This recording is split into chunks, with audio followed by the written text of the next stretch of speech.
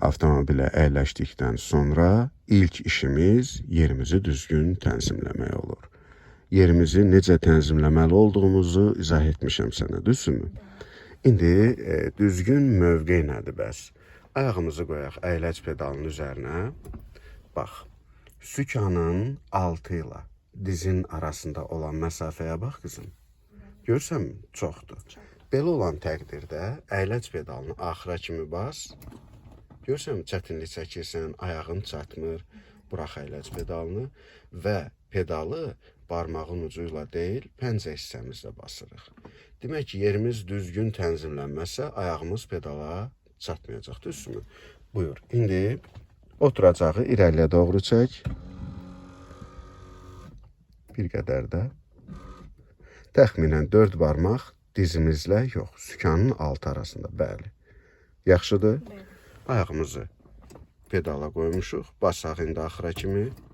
Kifayət eləyirmi? Çatır. İkinci növbədə əlimiz düzgün tənzimlənməlidir. Əlimizi uzadaq sükanın üzərinə. Oturduğumuz yerdən biləyimiz çatır. Düzdür? İndi sükanı 9-3 istiqamətində tutaq. Və dizimizdə olduğu kimi dirsəyimizdə də bükülmələr oldu. Düzdürmü? Yarım bükülü oldu. Yerimizi tənzimlədik. Daha sonra güzgüləri düzgün tənzimləyirik. Bax sol güzgüyə. Sol güzgüdən avtomobilin arxa sol küncünü. Belə orient verim sənin üçün arxa qapının dəstəyini görə bilirsən. Sağ güzgüdən necə? Görürəm. Görə bilirsən. Orta güzgü necə? Sənin üçün rahat tənzimlənibmi? Bəli. Arxa pəncərəni tam şəkildə görə bilirsən. Demək ki, ikinci işimiz güzgülərin düzgün tənzimlənməsidir. Üçüncü işimiz təhlükəsizlik kəmərini taxmaqdır. Buyur, indi təhlükəsizlik kəmərini tax.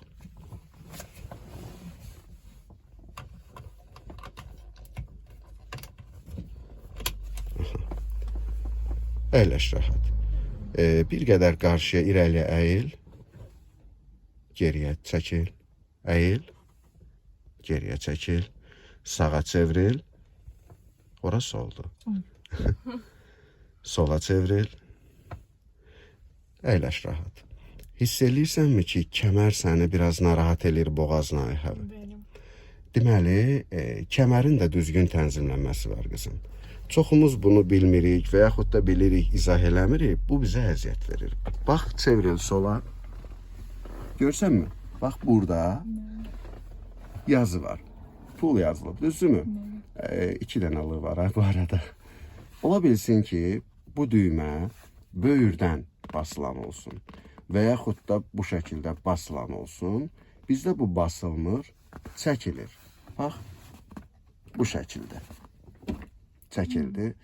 Daha sonra kəməri aşağı yaxud yuxarı qaldıraraq tənzimləyə bilərsən. Buyur, indi özün tənzimlə.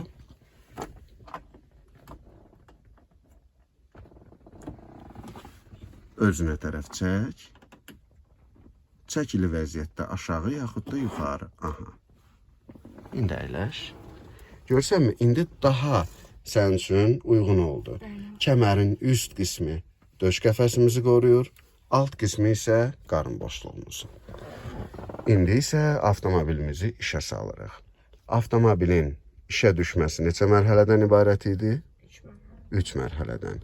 Buyur, indi o mərhələləri mənə izah eləyərək.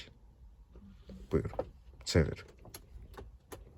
5 saniyə gözləyirik. Birinci mərhələni tam eləməmisən. Söndü. Söndü. Birinci. Bu bir. Təxminən 5 saniyə gözləyirik. Sonra təzədən. 2. Hava yastığı işarəsi sönənə qədər gözləyirik. Bəli. O da təxminən 5 saniyə sonra sönür. Sonra ayağımızı əyləş pedalına basarıq. Aha. Və tam. Gözəl. Niyə əyləc pedalına bastıq? Əyləc pedalına basmasaq işə düşmürdü avtomobil? Düşür, amma ziyan da həm avtomobilə. Yox, ziyan deyil. Bax, bunun da məntiqi tərəfini izah eləmişdim sənə, bir daha xatırladıram. Birinci növbədə biz əyləc pedalını basarkən avtomobilin arxasında stop işıqları yanır. Və bilavasitə biz digər hərəkət iştirakçılarına və yaxud da insanlara və yaxud da sürücülərə məlumat ötürürük ki, bayaqdan dayanmış avtomobil artıq işə düşür, hərəkətə başlamağa hazırlaşır. Daha sonra ikinci səbəb nədir? Açarla işə düşən avtomobillərdə əyləc pedalını basmasan da avtomobil işə düşür. Ancaq start-stopla, yəni düymə ilə işə düşən avtomobillərdə sən əyləc pedalını basmasan, o avtomobil işə düşməyəcək. Biz ona görə məhz bu yöntəmlə öyrənirik ki, sən həm açarla işə düşən avtomobili rahat işə sala biləsən, həm start-stopla işə düşən avtomobili rahat şəkildə işə sala biləsən. Aydın oldu? İndi söndür maşını. Söndürəndə mərhələ-mərhələ söndürməyə bilərik. Bu vacib deyil. Yaxşı. Birinci mərhələ nəyə xidmət eləyirdi? Birinci mərhələ, birinci yavaş yandırırıq, maşın xoda düşür. Yox. Buyur. Avtomobili birinci lokdan çıxartmaqdır. Əhsən. Tələsmə. Sən bura səhv eləməyə gəlmişsən. Mən o səhvləri düzəltməyə gəlmişəm. 3 mərhələmiz var və bunlar boşuna deyil. Hərəsinin öz iş prinsipi var.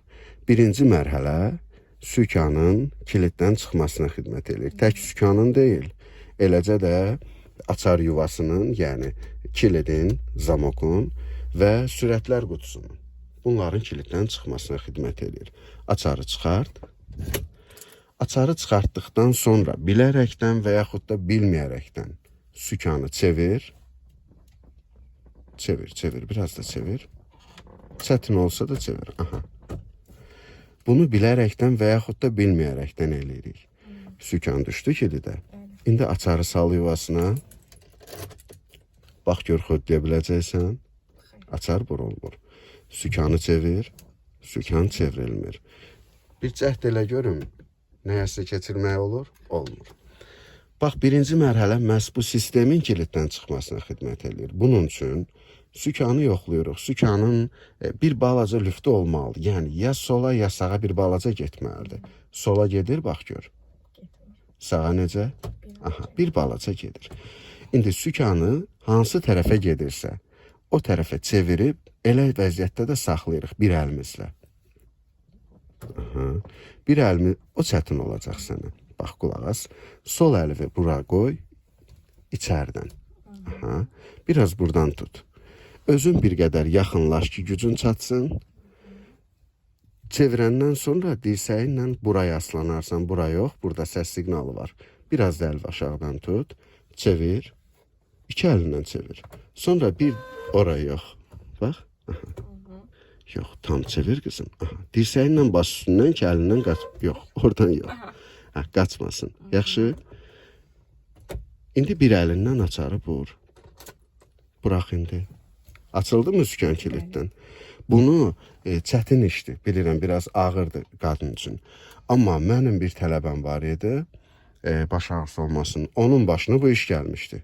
Yəni, özü düşəndən sonra uşaq avtomobildə əyləşib açarı götürmüşdü xanım. Sükanı sağa sola çevirib sükanı salmışdı kilidə. Və yoldaşından qorxduğu üçün də yoldaşını bilməməsi üçün təcili sürətdə usta çağırmışdı ki, bu problemi həll eləsin. Usta da baxıb görüb ki, xanımın başı çıxmır, deyib maşın servisə getməlidir. Aparıb servisə məhz bundan ötürü 1300 manat pul almışdılar həmən xanımdan. Bilməsən, aldanacaqsan. İstənilən mövzu belədir. Yaxşı mı? Birinci mərhələ buna xidmət eləyir. İkinci mərhələyə gətir. İkinci mərhələdə cihazlar bölməsində işıqlarımız yandı. Bəs o təhlükəsizlik yastığının işarəsi niyə dərhal sönmədi, 5 saniyə söndü? Niyə 5 saniyə gözləyirik? 5 saniyə gözləyirik. Yəqin ki, artıq fikrin yoxdur? yox. Yaxşı. Avtomobilə yanacaq tökülürmü? Bəli. Eşitmisən yəqin ki, yağ tökülürmü? Avtomobilə soyutma sisteminə antifriz su tökülürmü? Eləcə də eşitmisən yəqin ki, əyləc sisteminin mayesi jıtqis. Bəli. Akkumulyator eşitmisənmi?